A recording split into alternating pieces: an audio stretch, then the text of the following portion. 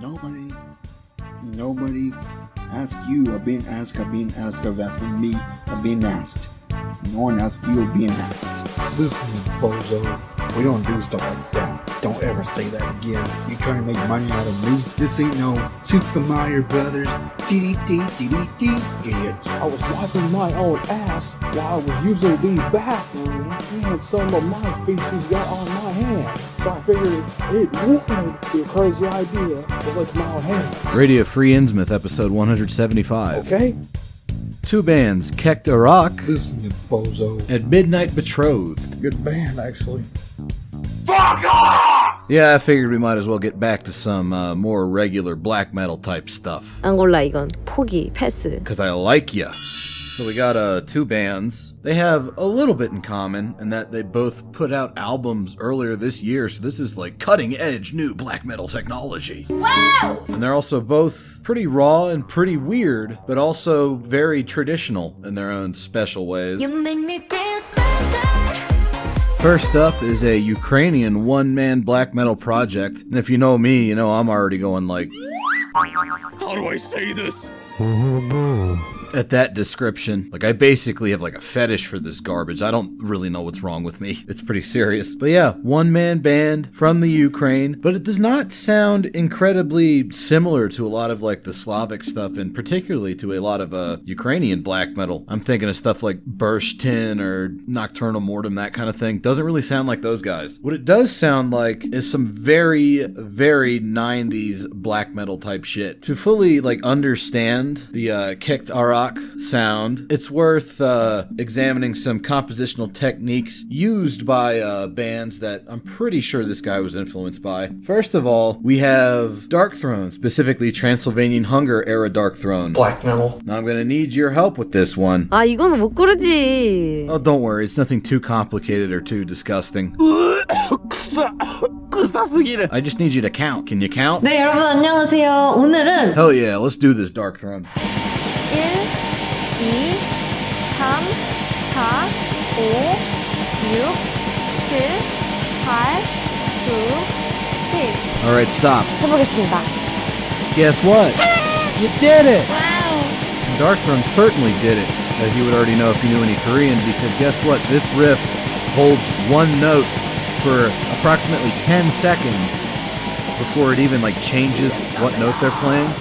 Couple that with the uber simple drum beat. It's very hypnotic stuff. So that, of course, is going to be very important for Kect Arock. Another technique that's pretty important for this guy's stuff comes to us from France, specifically from the band Mutilation, who were fond of writing riffs that, rather than holding on a single note, kind of orbit around the root note of whatever the riff is via an arpeggio, sort of like picking out individual notes in the chord. It's a very Baroque way of writing music, sort of like a pedal tone in an organ toccata. And you know what they say, if it ain't Baroque, don't fix it.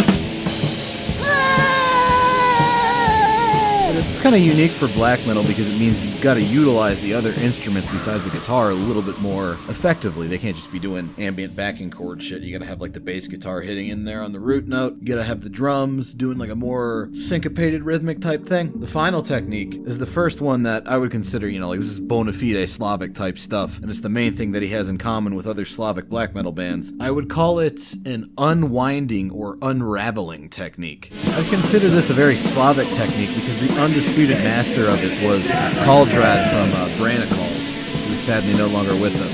Yeah, and Branikald, you know, this is pretty normal black metal type stuff, but the way that he ends this song is going to be very interesting. You heard a bit of a hint of it back when the vocals were there, but that melody is going to come back, and then watch what he does to end the song with it. He starts pulling out different instrumental layers and kind of like unwinding that melody to its barest essence. You know, just like a little bit of a drum hit every now and then. And as we fade out, he's like pulling apart the different melodic strands. It's a bit hard to describe, but you can hear it, right? It makes sense. 분기반장은 잘할 수 있어. See, I knew you knew what I was talking about. You're smart. But that would be the unraveling technique. When you combine those three techniques with the rather unique sense of songwriting that this Kect Arock guy has, that's how you get what his music is. And I can hear some of you out there saying, not naming any names, Brett Stevens, but you're gonna be like, why should I even just listen to this at all? Like, it's a fucking recombination of, like, prior black metal band stuff. Like, who cares? My counter argument to that is the sort of new bands that people who hold such an opinion point out as being good bands.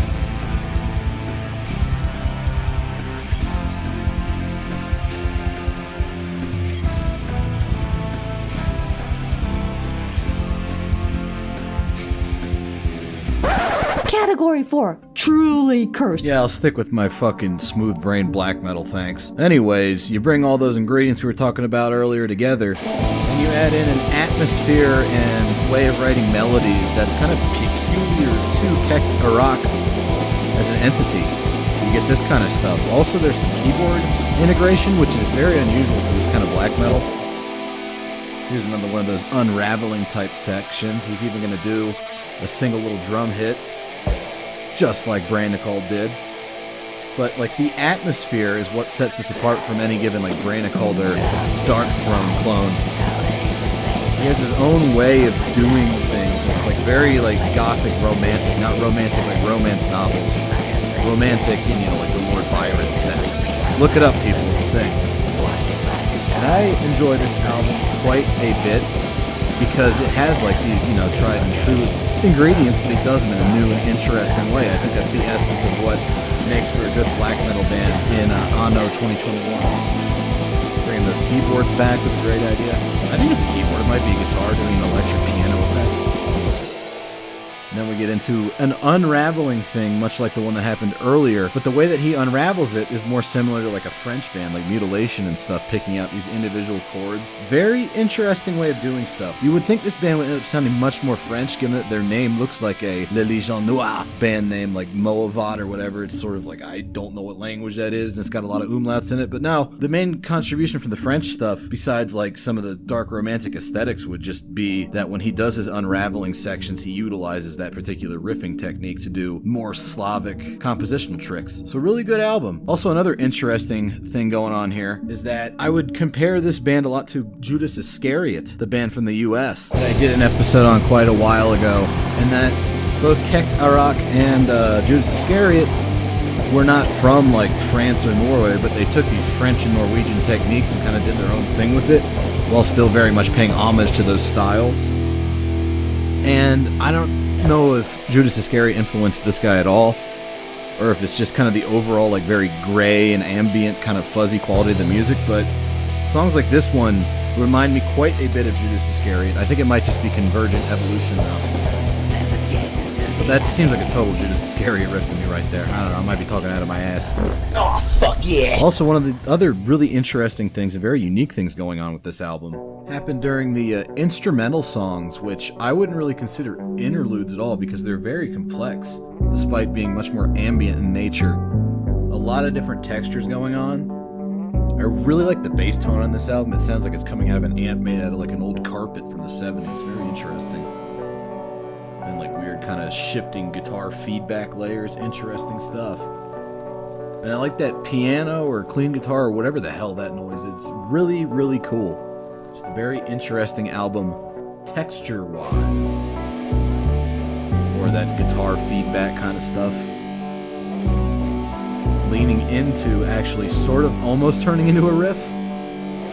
It's just, I don't know, this was a really cool album. I liked it a lot. You know, I have it coming in the mail now from this fucking Bandcamp, and I couldn't be happier. Elsewhere, Kajita's wares, if you have coin. we have another band who also utilize sort of a dark romantic atmosphere, but they make very different music. This band is Midnight Betrothed, another one-man project, this time from Tasmania. And this band, you won't find them on Metal Archives, and I'm not sure why, given that it's an Australian band, and we know a lot of Australian black metalers have certain proclivities for uttering rather politically incorrect statements in public. Beg your pardon. Section 24, subsection B3, no poofters allowed. And given that this band is already like only kind of liminally black metal, I could see why maybe fucking web mistress Morrigan heard a rumor that this guy said something untoward on Reddit like 10 years ago and it twinged her fucking stench trench full of goat cheese the wrong way, you know what I mean? Because more than any other band, Midnight Betrothed resembles the music of a group that is already on Metal Archives that existed in that same weird kind of liminal zone called Dies Irae. You might remember these guys. I did an episode on them a while back as well. It actually was the prelude to a lot of the dungeon synth stuff. And that is because they really just use guitars almost as like a backing noise wall for the keyboards to do stuff over. It's about as dungeon synth as black metal can get while still remaining black metal. Now, I don't know if this band explicitly influenced Midnight Betrothed, but there is a certain aesthetic similarity. Midnight Betrothed is nowhere near as like raw and alienated as Dies Irae sounds. In fact, this guy's music is rather pleasant sounding, especially for, you know, it's still black metal, but it sounds purty fucking purty to me. A lot of it's just like based around these very long, whining piano passages. And then the guitars are just kind of, yeah, they're there for like, to make this into black metal, you know, as far as aesthetics go, it's still black metal. But it's like at the very edge of the genre. It's not really that dungeon synthy either. It's a little bit too happy sounding. And like less meditative than you would expect. Really cool like counterpoint right here. I like the way that this kind of ties into that intro piano bit.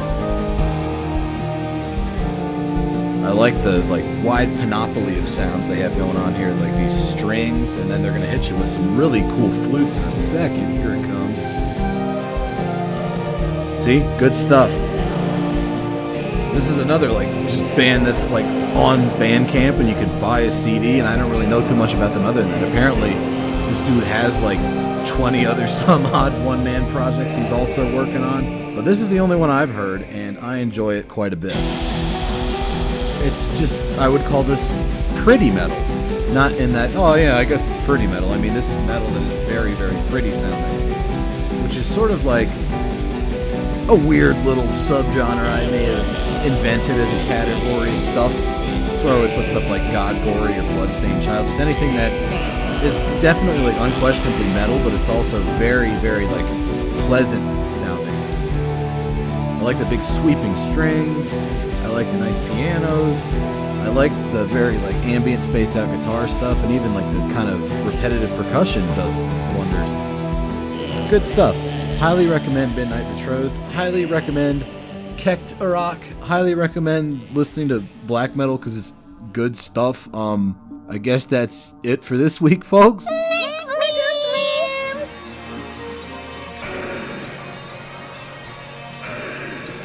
So I looked my own feces, okay?